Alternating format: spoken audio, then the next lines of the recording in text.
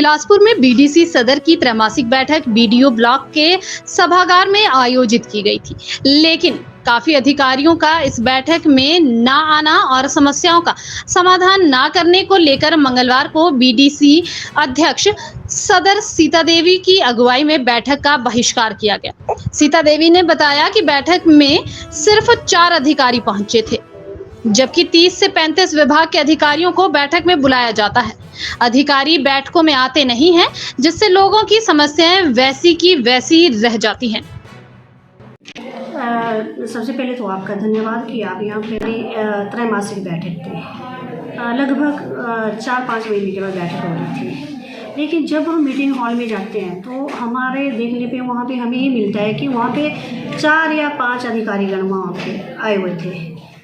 तो हमारे सामान्य सदस्यों ने कुछ इसका बहिष्कार किया और उसके बाद हम सभी 25 के 25 वहाँ से बैकआउट हो गए, क्योंकि हमारी जो मीटिंग थी उसमें हमारे वीडियो साहब भी नहीं थे, क्योंकि उनकी एसडीएम के साथ कोई मीटिंग थी तो वहाँ पे चले गए। तो मीटिंग का फिर कोई औचित्य ही नहीं है वहाँ पे, क्योंकि जो हमारे सामान्य सदस्य है वो 3 महीने के बाद बहुत आशाएँ लेकर वहाँ मीटिंग में आते हैं, और वो भी लोगों की समस्या ही वहाँ पर लेके आते हैं, उनकी कोई पर्सनल समस्या नहीं होती है। अगर वहाँ पे जो हम लोग वहाँ पे क्वेश्चन देते हैं हमें उसका आंसर नहीं मिल पाता है, 3 महीने के बाद भी नहीं मिल पाएगा। कई अधिकारीगण तो यही बोल रहे थे कि हमें जी आज लेटर मिला, जबकि लेटर हमने 3 महीने पहले इन लोगों को इश्यू कर दिए हैं। तो हमारे जो सदस्य थे उन्होंने वहाँ से वर्कआउट किया और हमने भी इसका साथ दिया, और हम सब ने 25 के 25 ने वहाँ से वर्कआउट कर दिया। ऐसी बैठक में रहने से बेहतर है कि हम इसका वर्कआउट करें, क्योंकि मैं 6 विषयों को लेकर के पहले ही वर्कआउट करने की स्थिति में था, लेकिन सभी हमारे जो 25 के 25 जो सदस्य हैं उन सभी ने जो है वर्कआउट किया मेरे साथ में। और मैंने ऐसे कुछ विषयों को लेकर, क्योंकि मैं जब पहली हमारी बैठक हुई थी पंचायत समिति की जीतने के बाद, तो हम बड़े समय से कुछ विषयों को उठा कर चले थे।